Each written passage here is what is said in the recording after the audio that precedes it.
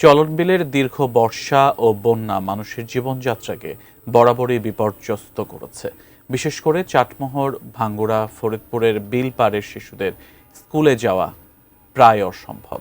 বন্যা কবলিত এই এলাকার শিশুরা তবুও পিছিয়ে নেই শিক্ষার আলো থেকে।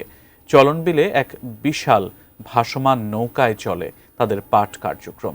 এনে বিস্তারিত জানাচ্ছেন সাদিয়া সিদ্দিকা। বর্ষা এলে ঘরবাড়ি পরিণত হয় ছোট ছোট দ্বীপে। তখন ভাসমান এই গ্রামগুলো থেকে স্কুলে যাওয়া তখন হয়ে পড়ে প্রায় অসম্ভব। কিন্তু সেই চ্যালেঞ্জকে জয় করে জন্ম নিয়েছে এক অসাধারণ উদ্ভাবন, ভাসমান স্কুল। ১১৫০ বর্গ কিলোমিটারের এই বিশাল চলনবিলের ভাসমান স্কুলেই চলে কোমলমতি শিশুদের পড়াশোনা। পাবনা, নাটোর ও সিরাজগঞ্জ ৩ জেলার মাঝে অবস্থিত বিশাল এই চলনবিল। এই স্কুলটির যাত্রা শুরু হয় মূলত ২০০২ সালে। সিধুলাই স্বনির্ভর সংস্থার উদ্যোগে শুরু হয় এই ভাসমান নৌকা স্কুলের যাত্রা। তখন মাত্র একটি নৌকা স্কুল শিশুদের কাছে পৌঁছেছিল। ২০০২ সালে আরও কয়েকটি নৌকা যুক্ত হয়। আর আজ ২৬টি নৌকায় প্রায় ২৫০০ শিশু শিক্ষা লাভ করছে। ২০১২ সালে যুক্ত হয় ব্র্যাকো। তাদের ৯টি ভাসমান স্কুলে পড়ছে প্রায় ৩০০ শিশু। নৌকা স্কুলে বই, খাতা, কলম সবই বিনামূল্যে দেওয়া হয়। ভাসমান নৌকাত আমরা ট্রেনিং দিয়ে অনেক উপকার পাইছি। আমরা বন্যার সময় কিভাবে গাছগাছালি বনে সবজি চাষ করে এইগুলো আমরা শিখেছি, উপকারও পাইছি। নৌকার ভেতরে গেলে দেখা যায় এর পুরোটাই ক্লাসরুম।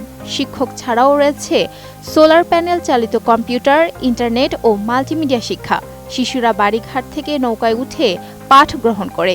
সপ্তাহে ৬ দিনের প্রতিদিন ৪ ঘন্টারও বেশি সময় পড়াশোনা করে। বর্ষার সময় বাড়ি থেকে শিশুদের নৌকায় আনা হয়।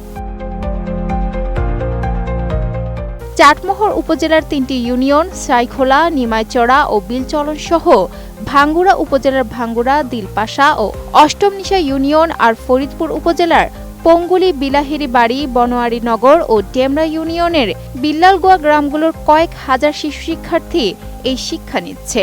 স্কুলটিতে প্রথম থেকে পঞ্চম শ্রেণী পর্যন্ত শিক্ষা দেওয়া হয়। এই ভাসমান স্কুল প্লাস আমাদের 10টি লাইব্রেরি নৌকা আছে, 8টি ট্রেনিং সেন্টার আছে এবং 6টি হেলথ কেয়ার বোর্ড আছে। এই সেবাগুলো দেওয়ার মাধ্যমে এই এলাকার যে সুবিধাবঞ্চিত মানুষ এদের একটা বিশাল আশীর্বাদ হয়ে দাঁড়িয়েছে। বিজলি কেবলসের স্কিন কোটেড ইনসুলেশন আগুন প্রতিরোধী। বিজলি কেবলস, নিরাপদ আজীবন। বর্ষাকালে পানিতে রাস্তা ডুবে যায় আর এই ভাসমান স্কুল ডোবে না। আর এই স্কুল আমাদেরকে ঘাট থেকে নিয়ে যায় আর আবার ছুটির পরে ঘাটে গিয়ে নামিয়ে দেয়। আমাদের গ্রামে তো বর্ষাকালে খুব সমস্যা হয়। নৌকার স্কুলে তো বাড়ির উপরে নৌকার স্কুল আসে, এটা তো সমস্যা না। কিন্তু অন্য জায়গায় যাইতে বর্ষাকালে নৌকা স্কুলে সব স্কুলে জল টল হয়, পোলাপান তো যাইতে পারে না। স্কুল বন্ধ থাকে, ছুটি থাকে, পড়াশোনা তো নষ্ট। সেজন্য নৌকার স্কুলে আমাদের পোলাপানদের পড়ে। পাঠ্যক্রমের পাশাপাশি শিশুদের সময় উপযোগী আধুনিক শিক্ষার সব ধারণাও দেওয়া হয়ে থাকে। পাঠদানের পাশাপাশি সেখানে স্থানীয়দের নানান প্রশিক্ষণও দেওয়া হয়। চলনবিলের এই ভাসমান স্কুলের পাঠদানের পেছনে রয়েছেন মোহাম্মদ রেজওয়ান, যিনি নিজে চলনবিল এলাকায় বড় হয়েছেন।